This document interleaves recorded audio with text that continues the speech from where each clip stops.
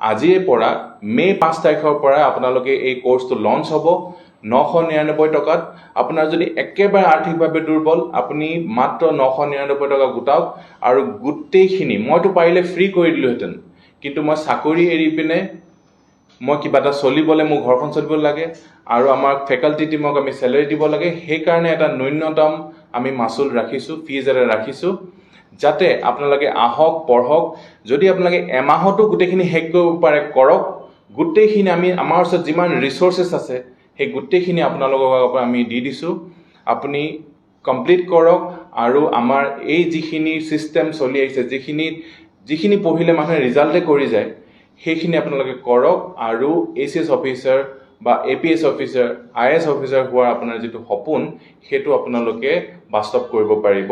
এতিয়া আপোনালোকৰ আৰ্থিক বা এই ফিজটো আপোনালোকৰ মাজত হেঙাৰ হ'ব নোৱাৰে।